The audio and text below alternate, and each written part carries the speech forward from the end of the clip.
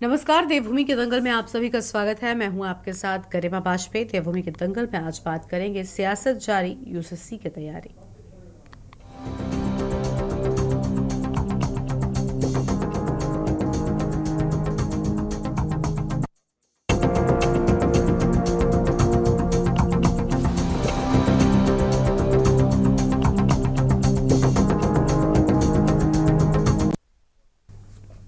उत्तराखंड में होने वाले केदारनाथ उपचुनाव से पहले राज्य में एक बार फिर यूसीसी पर नया सियासी संग्राम छिड़ गया है। दरअसल कांग्रेस का ये आरोप है कि केदारनाथ उपचुनाव में लाभ लेने के उद्देश्य से धामी सरकार यूसीसी लाने में जल्दबाजी कर रही है और इसके साथ ही कांग्रेस का ये कहना है कि यूसीसी के जरिए सरकार राज्य के मूल सरोकारों से ध्यान भटकाने की भी साजिश कर रही है। और वहीं सरकार का दावा है कि यूसीसी जनता की मांग के अनुरूप लागू किया जा रहा है। यूसीसी प्रत्येक उत्तराखंड वासी के लिए गौरव का क्षण है और साथ ही उत्तराखंड पहला राज्य यूसीसी लागू करने वाला बनने जा रहा है। सरकार इस दिशा में कार्य कर रही है। बता दें कि यूसीसी की नियमावली बनकर तैयार हो गई है। नियमावली के लिए गठित विशेषज्ञ समिति ने नियमावली का ड्राफ्ट मुख्यमंत्री को भी सौंप दिया है। वहीं सरकार अब यूसीसी को विधिवत रूप से लागू करने के लिए जल्द ही कैबिनेट में मंथन कर इसे लागू करने जा रही है। बता दें कि मुख्यमंत्री पुष्कर सिंह धामी ने राज्य स्थापना दिवस के मौके पर यूसीसी लागू करने का ऐलान किया है। हालांकि कई जानकारों ने राज्य स्थापना दिवस के अवसर पर भी प्रदेश में यूसीसी लागू होने पर सवाल उठाए हैं। अब बड़ा सवाल यह है कि क्या यूसीसी असल मुद्दों से ध्यान भटकाने का तरीका है? आखिर इसके लागू होने से क्या फायदा और क्या नुकसान होगा? आज इसी मुद्दे पर विस्तार से होगी बातचीत। खास मेहमानों का पैनल हमारे साथ में होगा, लेकिन उससे पहले एक नजर आज की इस खास रिपोर्ट पर डालिए।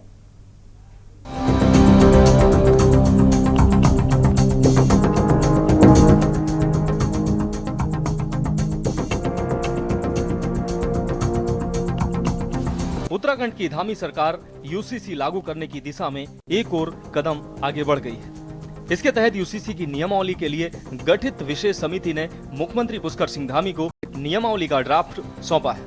उत्तराखंड 2024 अधिनियम के क्रियान्वयन के लिए सेवानिवृत्त आईएएस शत्रुघ्न सिंह की अध्यक्षता में नियमावली और क्रियान्वयन समिति का गठन किया गया था। इस समिति ने मुख्यमंत्री पुष्कर सिंह धामी को नियमावली का ड्राफ्ट सौंप दिया है। वहीं मुख्यमंत्री का कहना है कि सरकार अब इस नियमावली का अध्ययन करेगी। इसके बाद अब यूसीसी को विधिवत रूप से लागू करने के लिए जल्द ही कैबिनेट बुलाई जाएगी। वहीं विपक्ष का कहना है कि यूसीसी भाजपा का एजेंडा है, न कि जनता की मांग।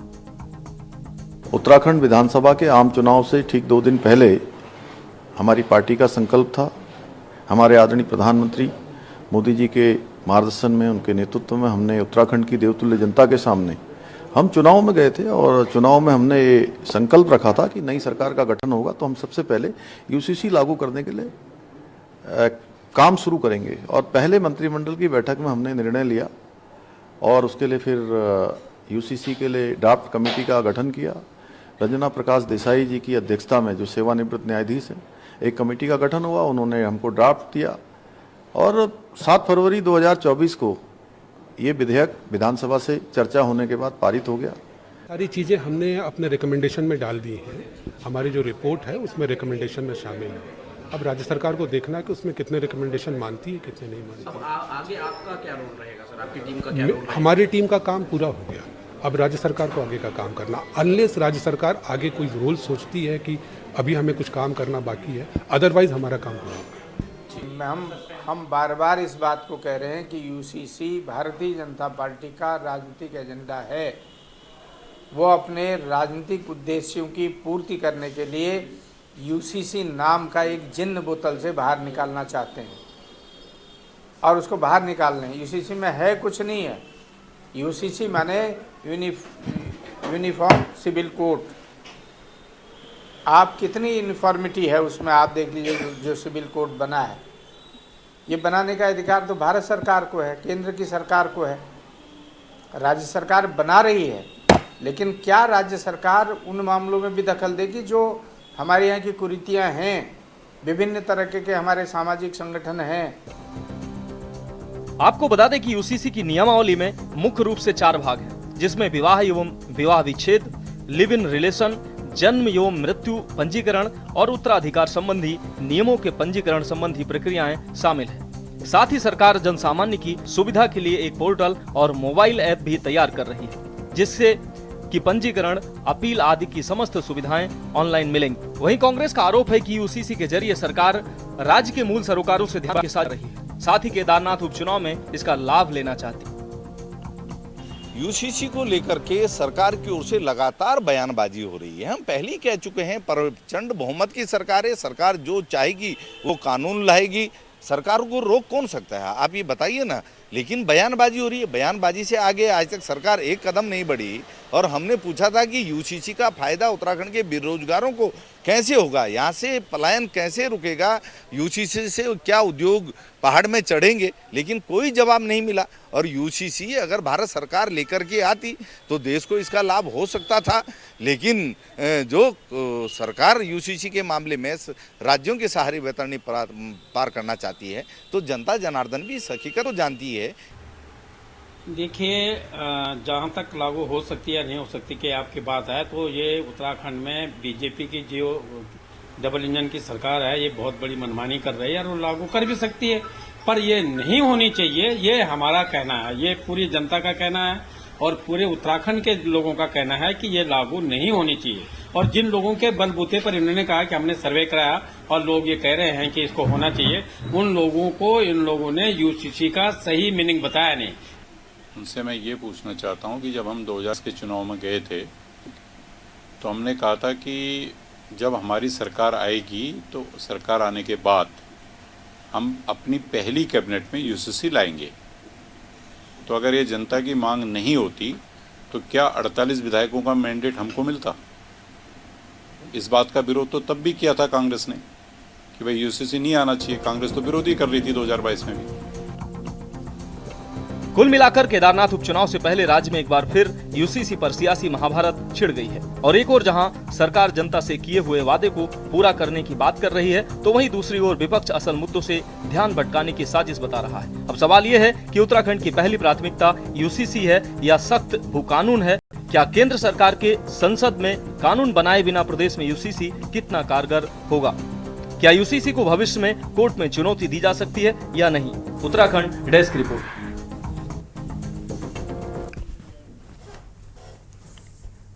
देवभूमि के दंगल में आज अस्सी मुद्दे पर करेंगे विस्तार से बातचीत। खास मेहमानों का पैनल हमारे साथ में जुड़ चुका है। सबसे पहले इनसे आपको रूबरू कराते हैं। हमारे साथ में आरवी रतोड़ी जी हैं, प्रदेश प्रवक्ता हैं भारतीय जनता पार्टी की ओर से। हमारे साथ में देवचंद उत्तराखंडी जी हैं, केंद्रीय प्रवक्ता हैं यूकेटी की ओर से। हमारे साथ में प्रदीप कुकरेती जी हुए हैं, राज्य आंदोलनकारी हैं। दीपक मलिक जी हैं, समाज सेवी हैं। कुछ और मेहमान भी हमारे साथ में आगे आगे जुड़ते जाएंगे। फिलहाल अपनी चर्चा की शुरुआत हम आरवी रतोड़ी जी के साथ में करना चाहेंगे। रतोड़ी जी, सीएम धामी को नियमावली का ड्राफ्ट सौंप दिया गया है। एकदम अंतिम दौर में ये पूरी प्रक्रिया अब नजर आ रही है और ऐसा लग रहा है कि मानो अभी यूसीसी कभी भी उत्तराखंड में लागू हो सकता है और पहला राज्य उत्तराखंड बन सकता है। लेकिन कितनी तत्परता के साथ में यूसीसी के साथ काम हुआ? क्या इतनी ही तत्परता के साथ में उत्तराखंड की अन्य समस्याओं पर ध्यान नहीं दिया जाना चाहिए था? उत्तराखंड को 24 साल होने वाले हैं। राज्य स्थापना दिवस बहुत हाल ही में आप मनाने जा रहे हैं रजत जयंती के तौर पर, लेकिन क्या उत्तराखंड की और जो मूल समस्याएं थी जिनकी वजह से उत्तराखंड का गठन हुआ था, चाहे वो मूल निवास हो या बाकी की भी बहुत सी समस्याएं हैं जो उत्तराखंड के साथ ही जुड़ी रही हैं, जिनके लिए वो जाना जाता रहा, क्या उन पर काम हुआ या सिर्फ एक रिकॉर्ड बनाने के चक्कर में या सिर्फ वाहवाही लूटने के लिए आपने यूसीसी को लेकर इतनी तत्परता दिखाई? नहीं, ऐसा नहीं है। आपने देखा होगा कि कोई बड़ी जल्दीबाजी में नहीं है। 2022 के चुनाव से के समय पर ही माननीय मुख्यमंत्री जी ने आम जनता के बीच में ये सवाल रखा था कि हमारी सरकार अगर आएगी तो हम समान नागरिक संहिता को उत्तराखंड में लागू करेंगे, और जनता ने उस पर मोहर लगाई। जनता ने आप देखिए कि हमारी सरकार को यहाँ पर जो कहते थे कि एक बार बीजेपी एक बार कांग्रेस, तो ऐसा न करके जनता ने पुनः एक मिथक तोड़ा है और दोबारा भारतीय जनता पार्टी की सरकार को समर्थन दिया है, विश्वास व्यक्त किया। और जो वादा माननीय मुख्यमंत्री जी ने, क्योंकि भाजपा जो कहती है वो करती है, विश्वासघात नहीं करती है और ना राजनीतिक लाभ के लिए करती है, बल्कि जनता के हितों में। मैं तो ये पूछना चाहता हूं किसी भी राजनीतिक दल से कि इससे नुकसान क्या है ये बताएं। अगर समान नागरिक एक प्रदेश में एक ही व्यवस्था में अगर समान नागरिक जीवन यापन करे तो इससे किसी को राजनीतिक नुकसान हो रहा या सामाजिक नुकसान हो रहा है। इससे मैं ये कहूंगा कि कम से कम मेरी मातृशक्ति जिसने इस उत्तराखंड को बनाने का काम किया वो सशक्त होंगी, वो मजबूत होंगी, वो किस धर्म की है, किस जाति की है। इससे उस पर जो अत्याचार होते थे, आप चाहे 4 ब्याह कर दो चाहे कितने कर दो, इससे पूरे एक समाज व्यवस्था जीने का मिलेगा कि मैं उत्तराखंड का नागरिक हूं और मेरे समान अधिकार हैं। हमारी सरकार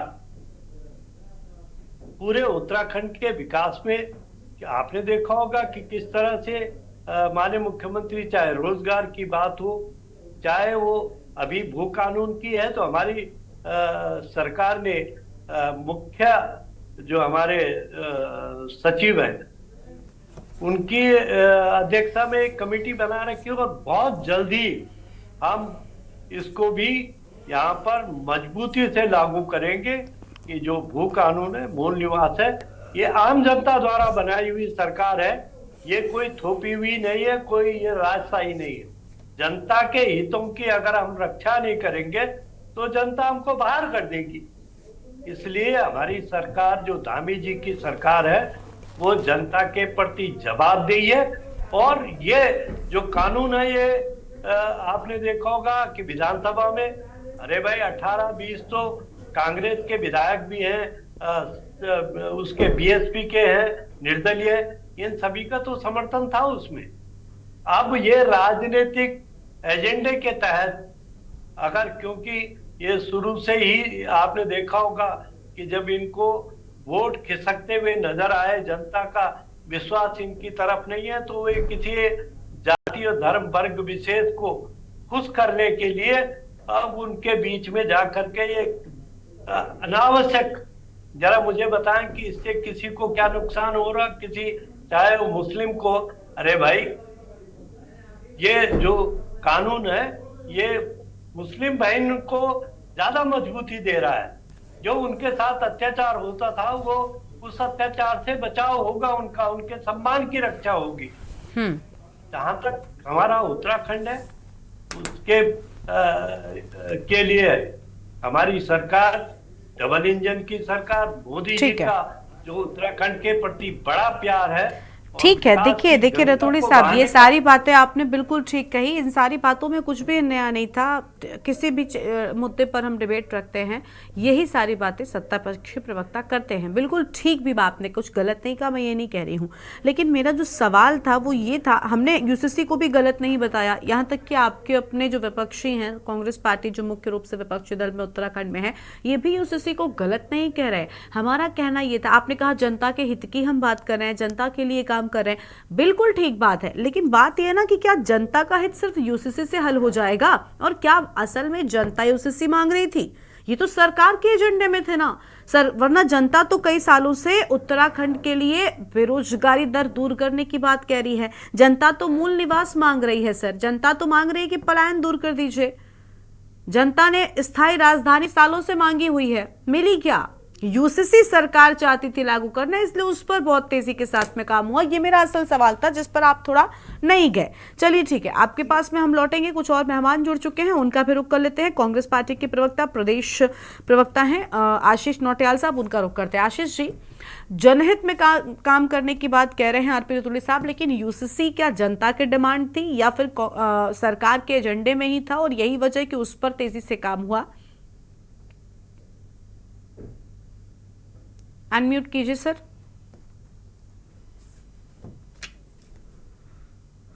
अनम्यूट कीजिए आशीष जी, उसके बाद बोलिए। सर आपकी आवाज नहीं मिल रही है।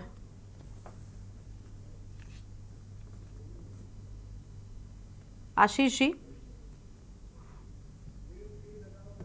सर अनम्यूट कीजिए, उसके बाद बोलिए। हाँ बोलिए, आवाज आई आपकी। सर माफी चाहेंगे, आपकी आवाज ठीक तरीके से नहीं आ रही है, प्लीज उसको ठीक कर लीजिए, उसके बाद में फिर हम आपके पास में लौटते हैं। कुछ और मेहमान है, तब तक उनको जोड़ लेते हैं। हमारे साथ में राज्य आंदोलनकारी हैं प्रदीप कुकरेती जी, उनका रुख कर लेते हैं। प्रदीप जी, राज्य आंदोलनकारियों ने राज्य की मूल समस्याओं के लिए लंबी लड़ाई लड़ी, कई सारे लोगों की जान तक गई है। आज राज्य में एक बड़ा कदम बढ़ाया जा रहा है, क्या लग रहा है, ये राज्य की सबसे पहली जरूरत थी क्या, या इससे कितने बदलाव, कितने विकास के चीजें राज्य के साथ में जुड़ेंगी? इससे देखिए, आज सरकार अगर यूसीसी को लेके आ रही है, उसके लिए जो जितनी मेहनत की गई, जिसके लिए पूरे पैनल बनाया गया, निश्चित रूप में सरकार ने उसमें कुछ अपना लाभ देखा होगा। और इससे मैं इतना कह सकता हूं कि कम से कम उन अधिकारियों पर भी मुझे दया आती है और उन लोगों पे, उन जनप्रतिनिधियों पर भी दया आ रही है कि जिन्होंने इन 24 वर्षों के अंदर ये पहले महसूस नहीं किया कि हम पहले अपने प्रदेश की स्थायी राजधानी तय कर लें, कि 25 साल का बच्चा जो हो गया है, जो अब आगे पीसीएस की तैयारी कर रहा है, कि उसको भी मेरी राजधानी का मालूम नहीं है कि हमारी स्थायी राजधानी कहाँ है, वो अपने सवाल का जवाब क्या लिखेगा। दूसरी बात, लोकायुक्त जो है, खाली करोड़ों रुपए का खर्चा जिसमें हो रहा है, आज तक लोकायुक्त उसमें कई वर्षों से न जाने, मुझे तो मैं भूल भी गया, जस्टिस गिरडियाल के बाद कोई उसमें बैठा ही नहीं है, लोकायुक्त कानून लागू नहीं हो पाया। जो सशक्त कानून, जो नियम कायदे कानून, जो तरीके से जो नीतियां बनाई जानी चाहिए थी राज्य बनने के 2-3 वर्षों के अंदर, वो नीतियां अभी नहीं बनाई गई। और आज भी हम लोग जो है सड़कों पर आने के लिए, जुलूस निकालने के लिए बाध्य हैं। मैं इसमें केवल हमारे बहुत वरिष्ठ राज्य आंदोलनकारी भी हैं और अब भारतीय जनता पार्टी के प्रवक्ता हैं, निश्चित रूप में उनको मेरे से ज्यादा समग्र जानकारी है। और मैं केवल आपके चरण के माध्यम से, आप तो पूछेंगी सवाल, प्रवक्ता साहब भी जो है अपनी पार्टी के मुख्यमंत्री से पूछेंगे कि इस यूसीसी के आने से 1 वर्ष के अंदर जो लोग यहाँ रहेगा, उसको जो स्थायी निवास मिल जाएगा, क्या मेरे हक हकूक जिंदा रहेंगे? उस मूल कानून, उस स्थायी निवास के पैरेलल में जो है सशक्त कानून की क्या वैल्यू रह जाएगी? इसमें लिविंग रिलेशनशिप जो सब इसमें जो इंक्लूड किया गया है, भगवान ने करे कल को जिस तरह की ये छूट दी जा रही है, नई संस्कृति का यहाँ पे चलन लाया जा रहा है, उसको बढ़ावा दिया जा रहा है, वो सब रजिस्ट्रेशन कर लेंगे, कोई दिक्कत नहीं है। लेकिन कल को जैसी कोई ऐसी कोई जैविक वो होगा, तो वो अपने अधिकारों का हनन यहाँ करेंगे, एक पर्टिकुलर कॉन्स्पिरेंसी यहाँ चलाई जाएगी और हमारे हाथ से वो सब चीजें, आप पहले बंदोबस्ती करते प्रदेश के अंदर, आप चकबंदी करते प्रदेश के अंदर, आप जो स्थायी राजधानी लेके आते। राज्य आंदोलनकारी कब से कह रहे हैं कि 30 साल हो गई कि मुजफ्फरनगर कांड के लिए अच्छा वकीलों का पैनल बनाया जाए, उसके लिए वो किया जाए, उसके लिए भी हमें पहल करनी पड़ी। उसमें जनप्रतिनिधि, मतलब काफी चीजें ऐसी है, रोजगार की कोई ऐसी नीति बनाते, 9 जिलों के लिए आप कोई अच्छी सी ऐसी नीति बनाते कि भाई आदमी को नीचे चल के ही ना आना पड़े। आपने जो है गढ़वाल मंडल के किस उसमें जो है एम्स क्यों नहीं खोला, आपने कुमाऊं मंडल के सेंटर ऊपर एम्स क्यों नहीं खोला? सब चीजें जब तराई में रिबन करते रहेंगे तो इसमें विकास कहां से होगा? ये यूसीसी हम गले में माला डाल के थोड़ी घूमेंगे इस बात को, ये तो कहीं ना कहीं दिग्भ्रमित करने का प्रयास है। सरकार लेके आए, मैं स्वागत कर रहा हूँ, कोई दिक्कत नहीं है। समान शिक्षा नीति क्यों नहीं लेके आ रहे हैं, बताइए ना आप मुझे। समान शिक्षा नीति, समान जो है ये जो राशन वितरण नीति, कई ऐसी चीजें हैं, समान जो है इस तरह की जो है पार्शियलिटी जब होती है, तब कहीं ना कहीं इस पे जो है प्रश्न चिन्ह खड़े हो जाते हैं। ठीक है सर, ठीक है, आपके पास में लौटेंगे। यानी आपको लग रहा है कई सारी चीजें पहले होनी चाहिए थी कुल मिलाकर, जिन पर काम करना चाहिए था सरकार को, और उसके बाद यूसीसी के बारे में विचार करना चाहिए था कि असल मुद्दों को कहीं ना कहीं प्राथमिकता न देना हुआ। चलिए ठीक है, हमारे साथ में समाज सेवी हैं दीपक मलिक जी, उनका भी रुख कर लेते हैं। बहुत स्वागत सर आपका भी। दीपक जी, ये जो कदम बढ़ाया जा रहा है, इससे कितने फायदे होंगे यूसीसी को, आप किस तरीके से देख रहे हैं? क्योंकि अब तो अपने अंतिम दौर में और बस लागू ही होने वाला है, क्योंकि सारा प्रोसेस जो प्रक्रिया होनी चाहिए इसके लिए वो पूरी कर ली गई है।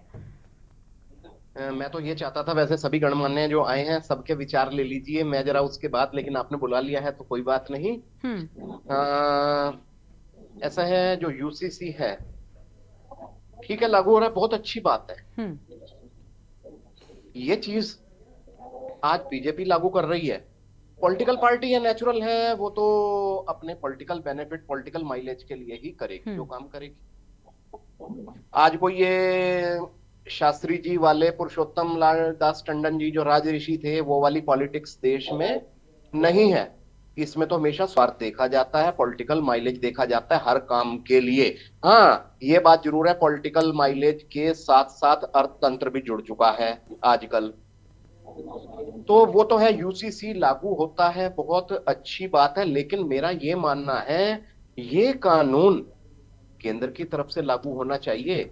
कुछ जो कानून ऐसे होते हैं जो कि केंद्र और राज्य के अलग अलग अधिकार क्षेत्र में बटे हुए हैं, तो ये तो मेन मुद्दा तो पहले केंद्र का होना चाहिए।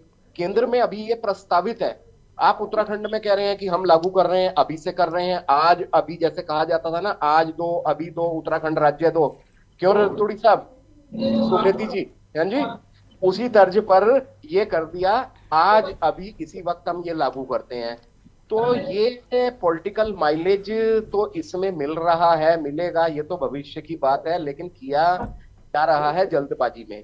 अभी से कुछ टाइम पहले, लगभग 1.5 साल हो गया है, जब न्यू एजुकेशन 2 साल न्यू एजुकेशन पॉलिसी लागू की गई, कोई तैयारी नहीं थी। न्यू एजुकेशन पॉलिसी हम पूरे इंडिया में पायनियर बनेंगे, उत्तराखंड में लागू कर दी। आज तक भी का कुछ भी क्लियर नहीं है, कॉलेजों में टीचर परेशान है। और अरे न्यू एजुकेशन पॉलिसी ला रहे हो, अरे भाई पहले अपनी पुरानी एजुकेशन पॉलिसी तो संभाल लो।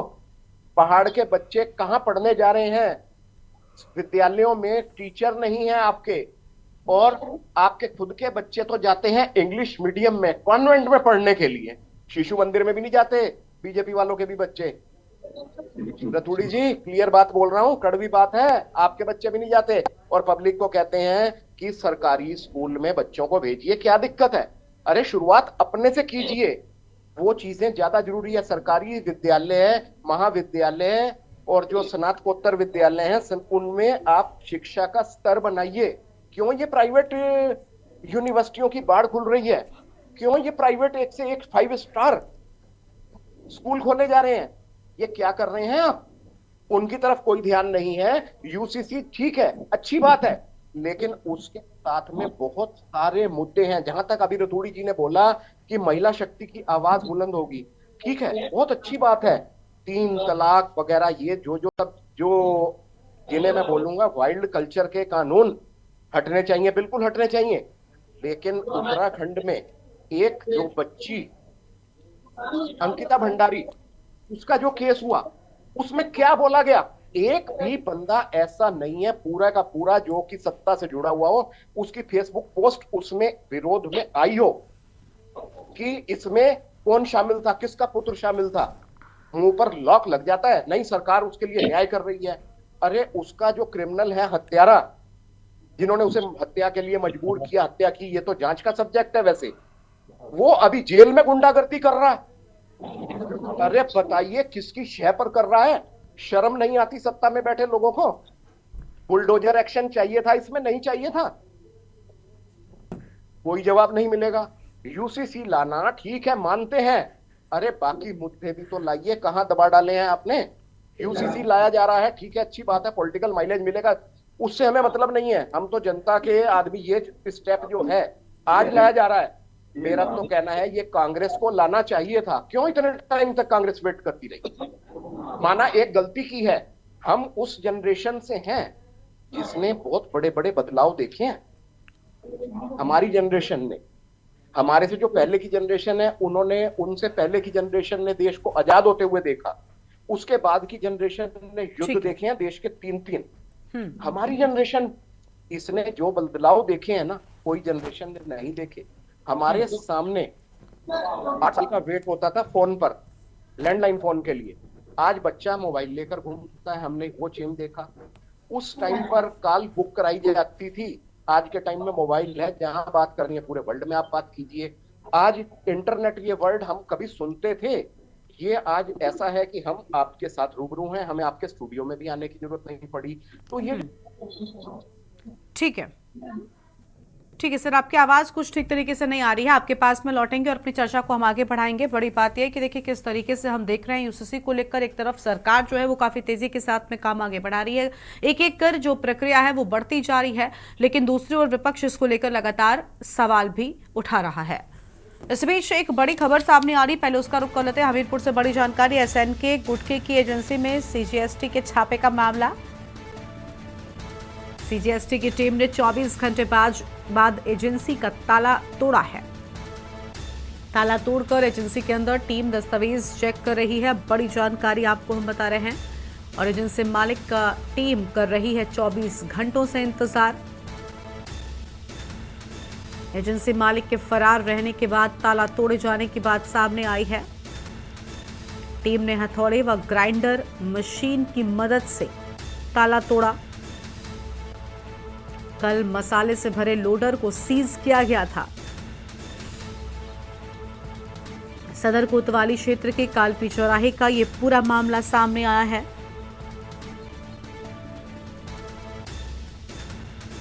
अहम खबर आपको हम बता रहे हैं।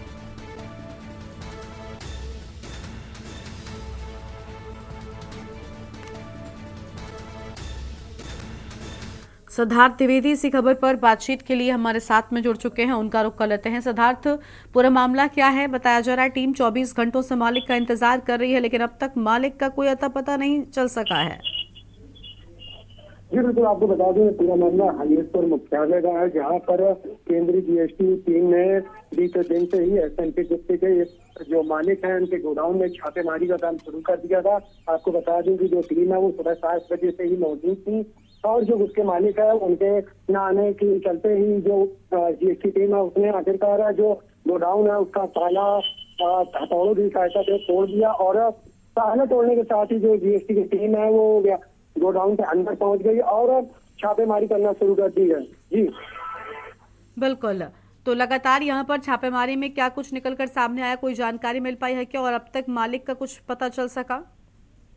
जी बिल्कुल, आपको बता दूं कि इस समय जो छापेमारी चल रही है उसमें अहम दस्तावेज कुछ मिले हैं, प्राप्त हुए हैं जीएसटी टीम को, और जो एजेंसी मालिक है वो इस समय फरार है। जी बहुत शुक्रिया सिद्धार्थ आपका हमारे साथ जुड़ने के लिए, अहम जानकारी के लिए।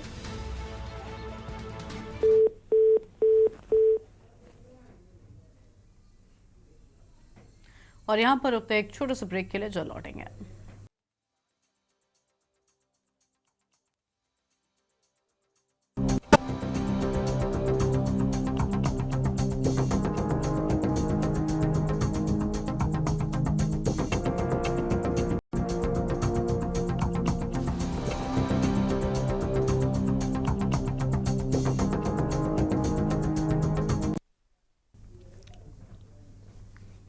ब्रेक के बाद देवभूमि के दंगल में आप सभी का स्वागत है। बात कर रहे हैं यूसीसी को लेकर। खास मेहमान हमारे साथ में लगातार बने हुए हैं। देवचंद उत्तराखंडी जी का अब रुख करेंगे, यूकेडी की ओर से हैं। सर आपको आवाज मिल रही है सर देवचंद जी? जी बिल्कुल मिल रही है मैम, बड़ी देर से इंतजार कर रहा हूँ कि मेरा नंबर कब आएगा। हाँ सर, माफी चाहती हूँ आपके पास थोड़ा सा देरी हो गई आने में, लेकिन हम सभी की चीजों को सुन रहे हैं। सर क्या लग रहा है आपको, ये जो यूसीसी लागू हो रहा है, सरकार के इस कदम को किस तरीके से आप देख रहे हैं और कितने फायदे आपको नजर आ रहे हैं इसके लागू होने के बाद? उत्तराखंड के लोगों को खास तौर पर क्या फायदा होने वाला है? देखिए मेरी तो सारी बात मेरे साथी और मेरे बड़े भाई प्रदीप फुकरेती जी ने बता दिया। उसके अलावा मेरे पास अलग से सिर्फ 2-4 क्वेश्चन पूछने के लिए, लेकिन जो मुद्दे जो उनके दिल की पीड़ा थी वो उत्तराखंडियों की पीड़ा थी, क्योंकि वो राज्य आंदोलनकारी थे और उन्होंने इस राज्य की मांग की थी। इसलिए जो उनकी बात को रिकॉर्ड किया जाए और मेरी बातों के साथ जोड़कर मेरा भी वक्तव्य बिल्कुल वही है। लेकिन मैं अब रतुड़ी जी से 2-4 क्वेश्चन ये पूछना चाहता हूँ कि उनका वो जवाब जिसमें वो बोल रहे हैं कि हमने यूसीसी बोला और हमको 48 विधायक मिल गए, तो मैं ये कहता हूं आपको कि मैं आपके लिए जलेबी लाता हूं और कि जलेबी की जगह पर मैं आपको जो है मंडवे का जो रबड़ी लेकर दूंगा, तो आप उसको पसंद करेंगे कि नहीं करेंगे? जिन्होंने यूसीसी बोला था लेकिन यूसीसी का मानक बताया नहीं। और मैं निवेदन करना चाहूंगा माननीय रतोड़ी जी और पैनल में बैठे हुए सारे लोगों को, ये है यूसीसी, ये मेरे पास पड़ी है पूरी किताब, और जरा रतुड़ी जी को बोले कि इसको घर जा करके अवलोकन करें। और उसके बाद यहाँ पर जो है आपने जिस ढंग से 15 मिनट सत्ता का जो है सिर्फ वो लोग क्या बोलते हैं उसको, हमको वो दिखाया कि हमने जनता के बीच बोला था, हमको 48 विधायक मिल गए और ये सबसे अच्छा है। रतुड़ी जी ये अच्छा तब था जब उन्होंने बोला था इसको सिर्फ जो है यूनिफॉर्म सिविल कोड, और इसको बोला था ये जो है समान नागरिक संहिता। ऐसे अभी जो मलिक जी बोल रहे थे कि कितने अच्छा होता कि आप बोलते कि समान शिक्षा, वो हमने यहाँ पर समान शिक्षा की एक संहिता चला दी है और वो शुरू कर दी है।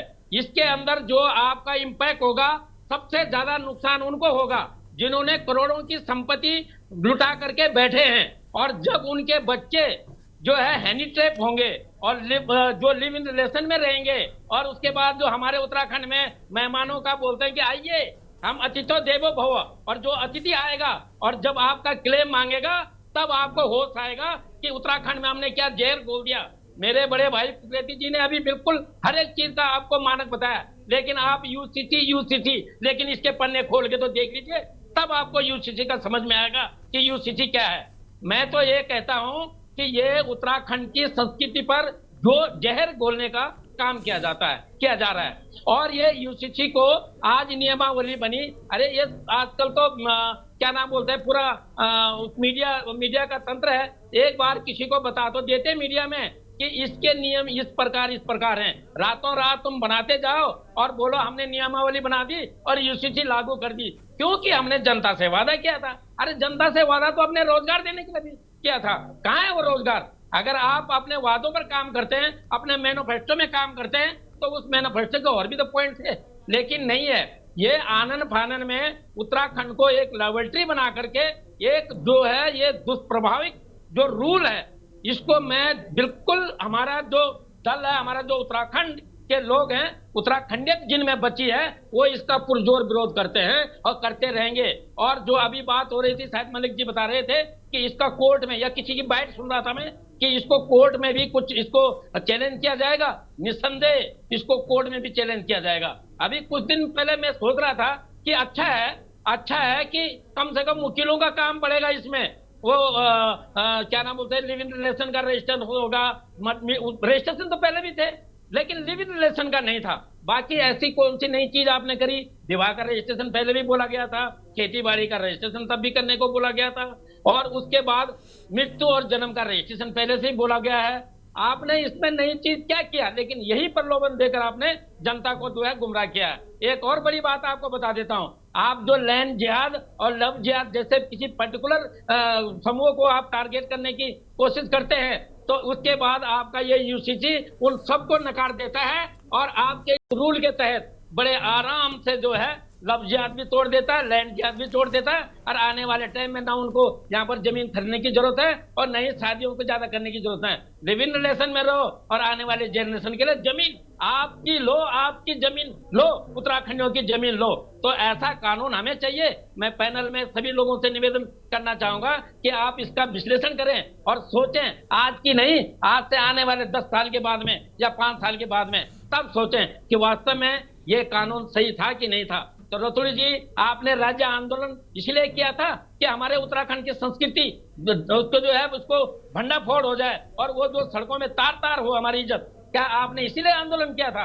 लेकिन आज आप सत्ता के लालच में आप ऐसी कहानी पढ़ रहे, वैसे दिल से आप ही नहीं चाह रहे हैं, लेकिन आपको कहना पड़ रहा है। मैं ज्यादा नहीं कहूंगा, बाकी लोगों को मौका दूंगा कि वो भी बोले, लेकिन हमारी तरफ से इस यूसीसी में जो 4-5 बिंदु, जिन बिंदुओं पर हमें आपत्ति है, उसका सुधार अगर होता है तो कहीं ना कहीं यूसीसी में थोड़ा बहुत था जो कि उन नियमों, पुराने जो नियम थे, समानता का अधिकार पहले नहीं था, लेकिन अगर ये कहते एक सिर्फ होते कि भाई हिंदुस्तान में रहना है तो सबको एक मैरिज करना, पिलोल मैरिज क्या पहले परमिशन था? भाई बिल्कुल किसी विसंगति में था। और अगर ये इतना ही सबसे अच्छा कानून है तो हमारे आपने मुन्ना सिंह चौहान वाला बेल्ट क्यों छोड़ दिया? मुन्ना सिंह चौहान एकमात्र एक सच्चा उत्तराखंडी है जिसने इसका विरोध कर वहां उन लोगों के लिए लागू नहीं है। अगर ये अच्छा ही है, वो समान नहीं है क्या? वो नागरिक नहीं है, वो इंसान नहीं है, उनके लिए क्यों आपने इसमें लिबर्टी दे दी है? लेकिन ये कहीं ना कहीं धोखाबाज है, इसी से स्पष्ट होता है। ठीक है, आपके पास में लौटेंगे। बड़ी ठीक बात आपने कही देवचंद जी। आरपी रतूड़ी साहब का अप्रूव कर लेते हैं। रतूड़ी साहब, आपने सबकी लगभग प्रतिक्रियाएं पैनल में बैठे शख्स की सुन ली है। आशीष जी की कुछ आवाज नहीं मिल पा रही, एक बार आशीष जी को पहले सुन लेते हैं, हम चाहते हैं उसके बाद आप प्रतिक्रिया दें। आशीष जी, आवाज मिल रही है आपको हमारी? हाँ जी, मिल रही है। हाँ जी सर, बेहतर है, अब आपको भी हम सुन पा रहे हैं। पहले आपको सुनेंगे, उसके बाद अंतिम में हम आरपी साहब के पास में जाएंगे। आशीष जी, कांग्रेस इसका लगातार विरोध कर रही है। कांग्रेस का ये कहना है कि ध्यान भटकाने का प्रयास है सर, मूल समस्याओं से बिल्कुल आम जनता का ध्यान भटकाकर यूसीसी की ओर लाने का प्रयास किया जा रहा है। क्या वजह इसकी? समर्थन तो कांग्रेस का भी रहा था, लगातार एक लंबी प्रक्रिया थी, सर्वदलीय बैठकें हुई थी, कांग्रेस भी उसमें रही थी। और पहले शुरू में जब प्रक्रिया बहुत तेजी के साथ नहीं बढ़ती थी, तब कांग्रेस के नेता कहते थे कि ये तो सिर्फ एक शिगुफा है, रह रहकर सत्ता पक्ष के लोग यूसीसी की बात छेड़ देते हैं। अब जब वो अंतिम दौर में है, तब समस्या क्या लग रही है?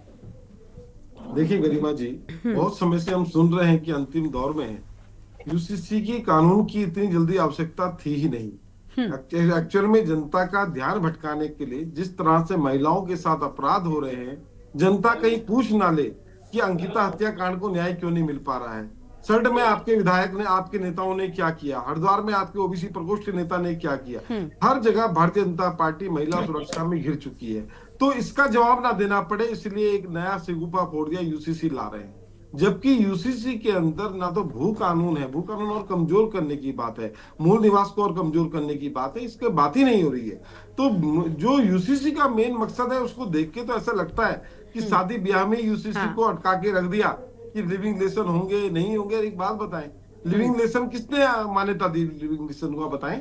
ये कोर्ट ने मान्यता दी है कि जब बालिग 18 साल का हो गया तो उसको साथ में रहने की आजादी है। हमने तो नहीं दी, कोई भी मेरे ख्याल समाज में नहीं देता इस पर आजादी।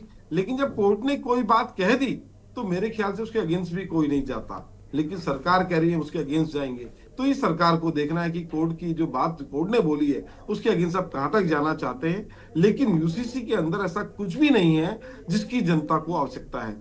अगर यूसीसी बनने के बाद रोजगार मिल जाता तो हमें बहुत अच्छा लगता कि यूसीसी बन गया, अब तो रोजगार मिल रहा है। आप रोजगार की बात नहीं कर रहे हैं। अभी रतुड़ी जी बता रहे थे कि हमने तो अपने शपथ पत्र में बोला था कि हम ये करेंगे। अरे शपथ पत्र में आपको याद दिलाऊं, शपथ पत्र में आपने ये भी कहा था जब सत्ता में आएंगे तो 100 दिन के अंदर ऐसा कानून बनेगा कि काला धन आएगा। आप केंद्र का शपथ पत्र भूल गए, आप राज्य का शपथ पत्र भूल गए।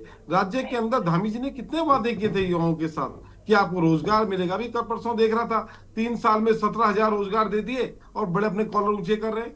अरे 17,000 रोजगार होते क्या है? आपने कोरोना काल में जो सेवाएं इतनी नर्सों ने दी है, जो डॉक्टर स्टाफ ने दी है, आपने उसको निकाल के बाहर कर दिया।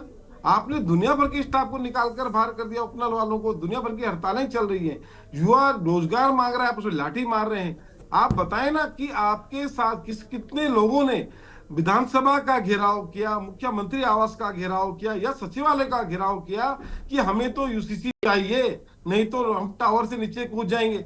युवा टावर से नीचे कूदने को खड़े हैं कि रोजगार चाहिए, उनको तो आप लाठियां मार रहे हैं और यूसीसी के नाम पर आप गुमराह करने का काम कर रहे हैं। देखिए, मुख्यमंत्री जी हो चाहे प्रधानमंत्री जी हो, जनता को दोनों मिलकर गुमराह कर रहे हैं, जनता को ठगने का प्रयास कर रहे हैं। आपसे कहीं इन्वेस्टमेंट समिट का हिसाब विपक्ष ना पूछ ले, जनता ना पूछ ले क्या हुआ उस इन्वेस्टमेंट समिट का। 1 साल होने को आ गया, क्या हुआ आप बताएं?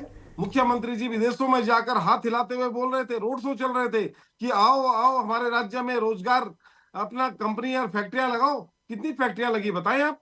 इन्वेस्टमेंट समिट के नाम पर भी आपने जनता को गुमराह करने का काम किया है। कोई फैक्ट्री आपने लगा के नहीं दी, उत्तराखंड के लोगों को कोई रोजगार नहीं दिया।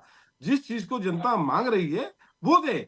आपसे पूछा, सरकार से अगर मान लो पूछा जा रहा है कि तुम्हारे पिताजी का क्या नाम है, और वो कह रहे मेरे दादा का नाम ये है, मेरे चाचा का नाम ये है, मेरे पड़ोसी का नाम ये है। अरे छोड़ो फालतू की बातों को। आपसे भू निवास और भू कानून के लिए लगातार आवाज उठाई जा रही है। और परसों 24 तारीख तो हमारे यूकेडी वाले भी तांडव रैली निकालने को तैयार हैं।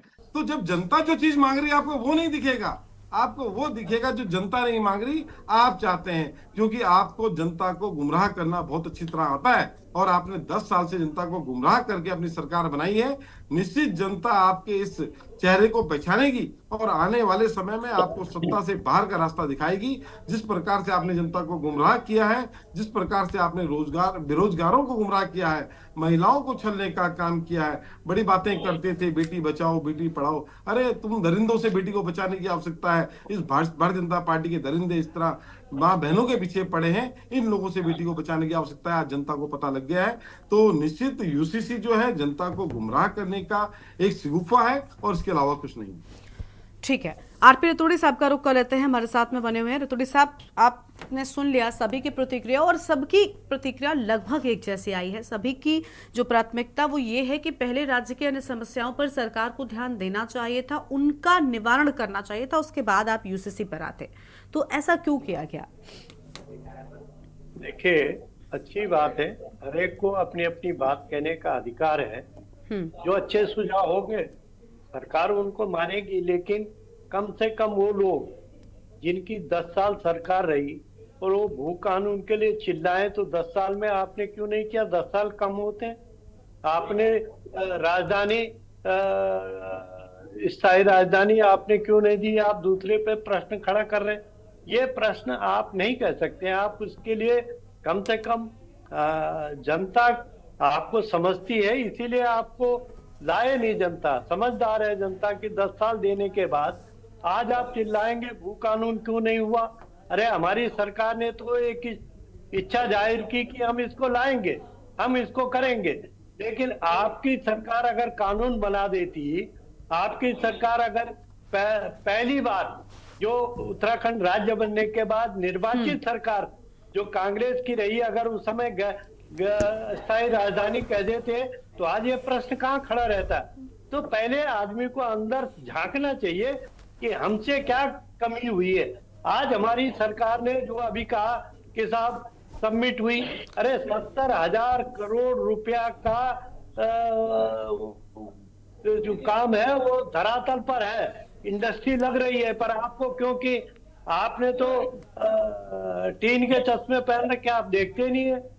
सवाल यह है, प्रश्न खड़ा करना चाहिए आपको। अरे इसमें आपने यूसीसी लाने में कोई जल्दबाजी नहीं हुई।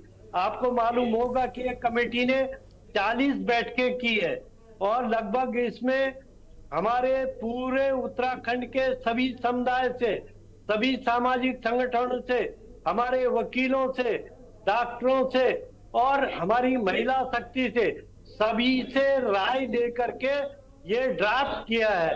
कोई ऐसा नहीं है कि ये थोपा गया है। माननीय मुख्यमंत्री जी ने पूरी तरह से, और कोई विरोधी दल का काम है विरोध करना, लेकिन सच्चाई ये है कि आम जनता जानती है कि ये खुले मंच पर इस पर राय दी गई है, और उस राय को जो हमारी एक कमेटी थी जिसमें बहुत वरिष्ठ लोग थे, बहुत समझदार थे, जस्टिस जो सुप्रीम कोर्ट की जस्टिस रह चुकी है देसाई जी, उनके नेतृत्व में रही, और अब जो हमारे चीफ सेक्रेटरी थे शत्रुघ्न सिंह जी, उनके नेतृत्व में, उनकी अध्यक्षता में जो नियमावली बनी है, कोई ऐसा नहीं है कि एक दिन में इसको लागू कर दिया। कि सदन में आया, सदन में कांग्रेस के लोग भी थे, बाकी दलों के भी थे। अरे भाई, आपने वहां पर उसको स्वीकार किया। आप सदन के अंदर कुछ भावना रखते हैं, सदन के बाहर राजनीतिक जब आपकी हैसियत गिरती है तो आप विचार बदल देते हैं। हमारी सरकार ये जनता के हित में है, जनता के प्रति बिल्कुल। हमारे कार्यकाल में एम्स भी हुए, इंजीनियरिंग कॉलेज हुए, मेडिकल कॉलेज आज आपने देखे होंगे कितने सारे बन गए। बहुत बढ़िया। ये धीरे धीरे बढ़ेंगे और ये निश्चित तौर पर एक दिन में तो उत्तर प्रदेश, हिमाचल कब्जे बने हुए। सर देखिए, एक दिन की बात नहीं, आपके राज्य को 24 साल हो चुके हैं, और ऐसा नहीं है कि ये समस्याएं एक दिन की हैं। आपके राज्य का गठन क्यों हुआ था, सबसे पहले आपको तो यही पता होना चाहिए। 24 साल हो गए, 25वें साल में आप प्रवेश कर रहे हैं। राज्य स्थापना दिवस की आप जयंती मनाने जा रहे हो, और आप कह रहे हैं कि धीरे धीरे कर चीजें बढ़ेंगी। यूसीसी की जल्दबाजी थी तो बाकी चीजों में भी ध्यान देना चाहिए था ना। चलिए लौटेंगे, कुछ कह रहे हैं दीपक मलिक जी, एक बार उनका रुख कर लेते हैं। सर सुन लेते हैं आप दीपक जी को।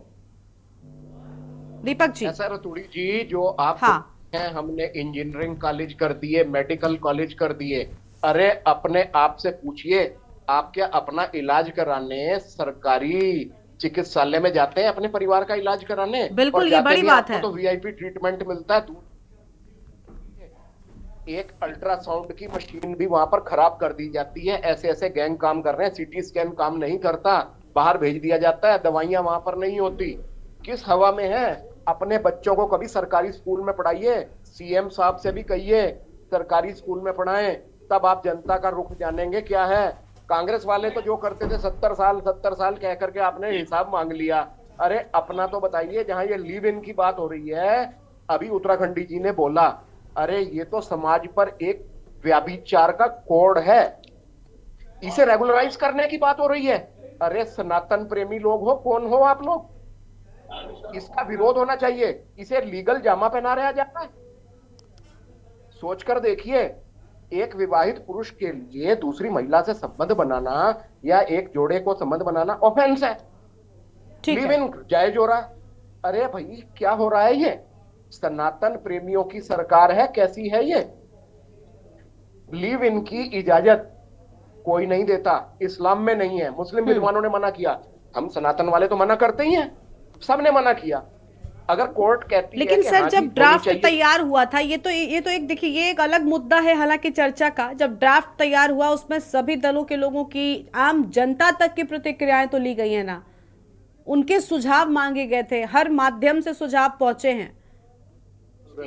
तो ये समितियां बनती हैं ना, उनको तो एजेंडा पहले दे दिए जाते हैं कि आपने क्या रिजल्ट देने हैं। ऐसी ऐसी समितियां, तो ये जो सुझाव वाली बात थी, ये सभी दलों के साथ में बात सुनना था, ये सब क्या नाटक था? नाटक था।